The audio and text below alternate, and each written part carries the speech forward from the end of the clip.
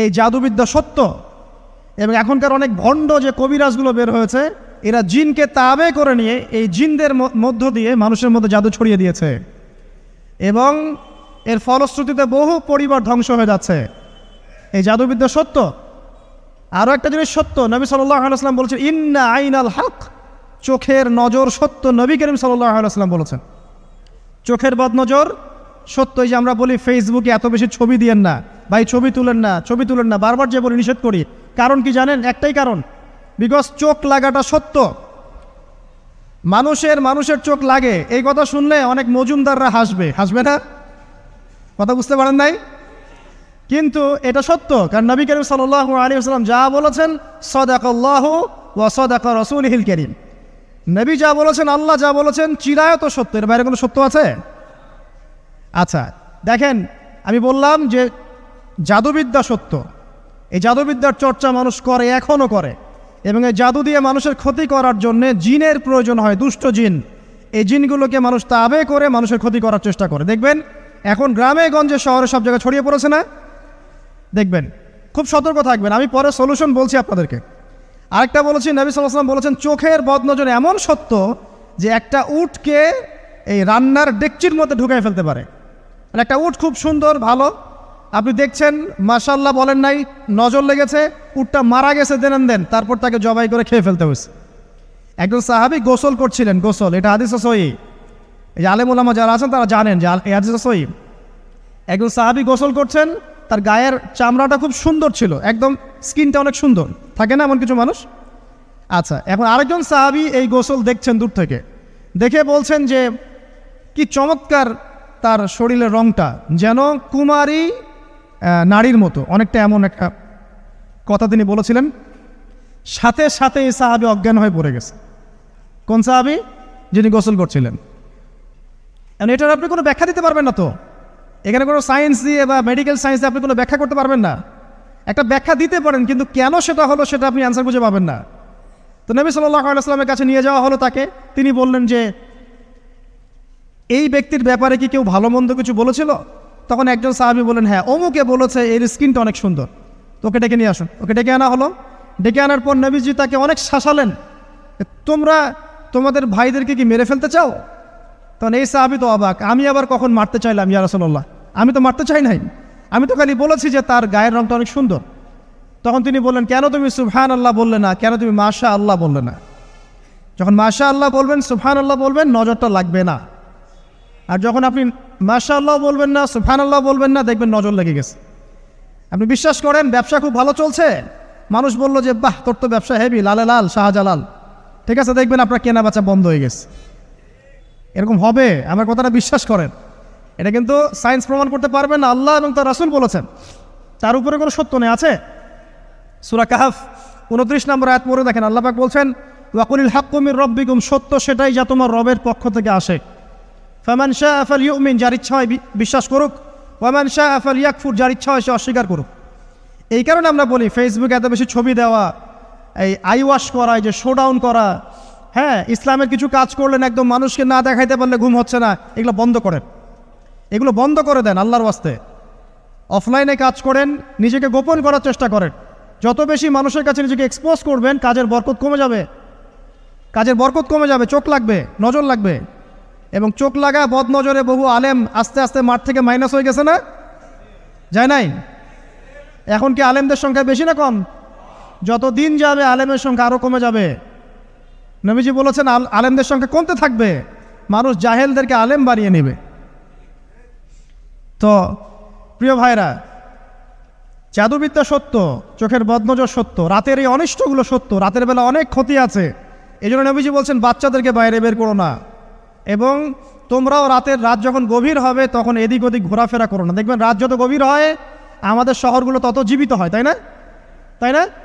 রাত যত গভীর হচ্ছে শহর তত জীবিত হয়। চায়ের দোকানে আড্ডা বেশি, ওই সিনেমা দেখছে, টিভি দেখছে, ক্যারাম খেলছে, লুডো খেলছে, ঘুম নাই। ঘুম কখন? ফজরের আগে আগে।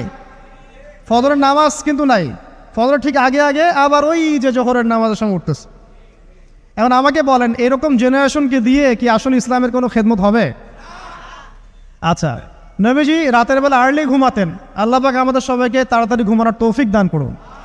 হ্যাঁ, আপনি ইলম চর্চা করলে রাত জেগে থাকতে পারেন, আপনি যদি জ্ঞান চর্চা করেন রাত জাগতে পারেন, আপনি কোনো গবেষণা করছেন, নামাজ পড়ছেন বা কোরআন হিফজ করছেন, আপনি রাতের আর্লি উঠবেন, এটা আলাদা বিষয়। কিন্তু কমনভাবে আমাদের এই যে ফেসবুক, ইউটিউবিং ইত্যাদিতে আমরা লিপ্ত থাকি, সারা রাতটা কাটাই আড্ডাবাজি করে, এগুলো বন্ধ করতে হবে। এগুলো বন্ধ না করলে ফিজিক্যালি আমরা মানে সুস্বাস্থ্যের অধিকারী হতে পারবো না। সারা দিনটা আমাদের একটা কি বলবো অলসতার ভাবে যাবে এবং দিনের বেলা কাজগুলো ব্যাহত হবে। এতে করে আমাদের উম্মার এই পুরো বড় যে তরুণ প্রজন্ম আছে এদেরকে আপনি সম্পদে পরিণত করতে পারবেন না। তাই এই সিস্টেমটা চেঞ্জ করা দরকার। নবীজি রাতের বেলা এই সূরা বাকারার শেষে 3টা আয়াত তেলাওয়াত করতেন। আমরা করবো ইনশাআল্লাহ। ইনশাআল্লাহ। আরেকটা আমল বলে দেই, নবী করিম সাল্লাল্লাহু আলাইহি ওয়াসাল্লাম রাতের বেলা সূরা মুলক তেলাওয়াত করতেন। কোন সূরা? এটা কোন সূরা? তাবারাকাল্লাযী বিয়াদিহিল মুলক। কয়টা আয়াত আছে? 30টা আয়াত আছে। নবীজি বলেছেন সাল্লাল্লাহু আলাইহি ওয়াসাল্লাম যে এই সূরা আপনাকে কবরের আযাব থেকে বাঁচাবে ইনশাআল্লাহ। কবরের আযাব থেকে তো ভাই বাঁচা খুব সহজ নাকি? আমাদের মধ্যে এমন কেউ নাই, শোনেন, আমাদের মধ্যে এমন কেউ নাই আলেম জালেম মুফতি মুহাদ্দিস রাজনৈতিক নেতা পলিটিশিয়ান বিরোধী দল জাতি তারপরে যে সরকার দল যে আছে না কেন কবরের শাস্তি ফেস করবে না এমন একটা মানুষ নাই, কেউ নাই পৃথিবীতে। এই যে আপনি দেখছেন ওই যে কি ইসরায়েলের প্রধানমন্ত্রী, ওই রাশিয়ার প্রধানমন্ত্রী, ওই চায়নার সভ্যতা, পশ্চিমা সভ্যতা, এমন কেউ নাই পৃথিবীতে এখন যাকে কবরের শাস্তি ভোগ করতে হবে না। আছে? সবচেয়ে লঘু শাস্তি মানে লঘু চাপ, এটা বলতে গেলে আসলে আমি ভাষা হারায় ফেলি, তারপরে বলছি আল্লাহ পাক আমাদের সবাইকে হেফাজত করুন, আমিন। একজন সাহাবীর নাম সাদ বিন মুয়াজ। কি নাম? নবী করিম সাল্লাল্লাহু আলাইহি ওয়াসাল্লামের সাথে একদম ডান হাত হয়ে যুদ্ধ করেছেন দীর্ঘদিন। বদর তিনি বীর সেনা, উহুদের বীর সেনা, ঠিক আছে। খন্দকের যুদ্ধেও বীর বিক্রমে যুদ্ধ করেছেন। তিনি আনসার সাহাবী, একদম মদিনার নেতা সাহাবী।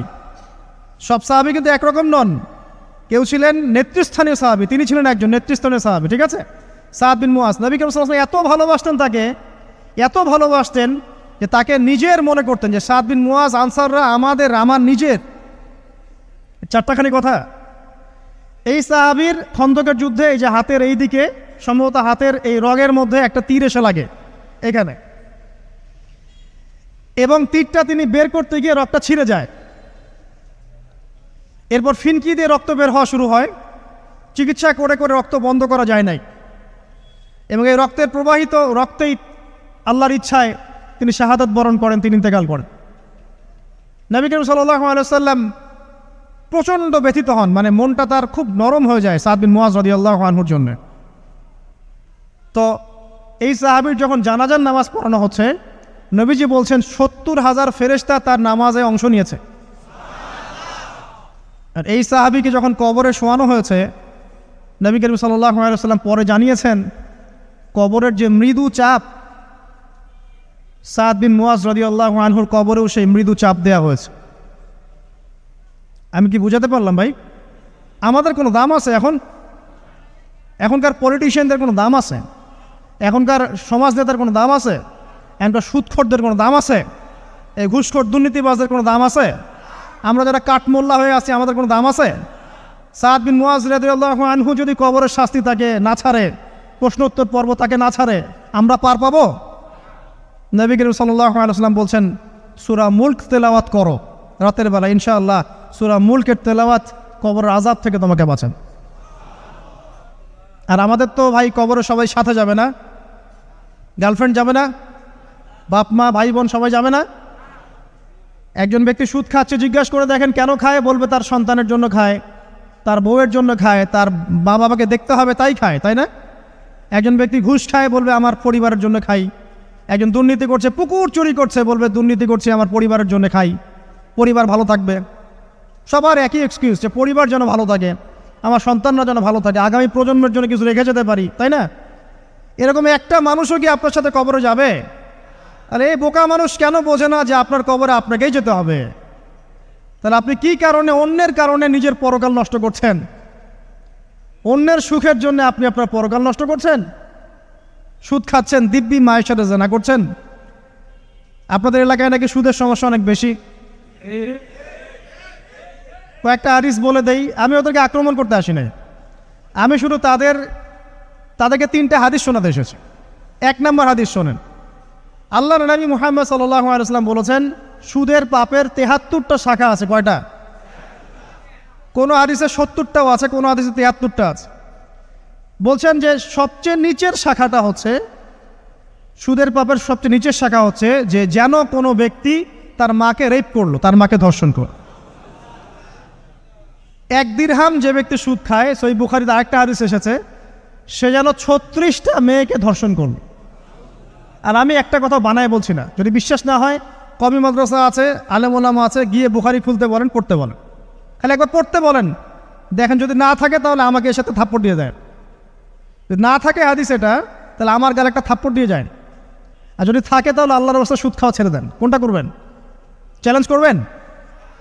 নবীজি বলেছেন, 1টা দিরহাম যে ব্যক্তি সুদ খায়, দিরহাম মানে কি? রৌপ্য মুদ্রা।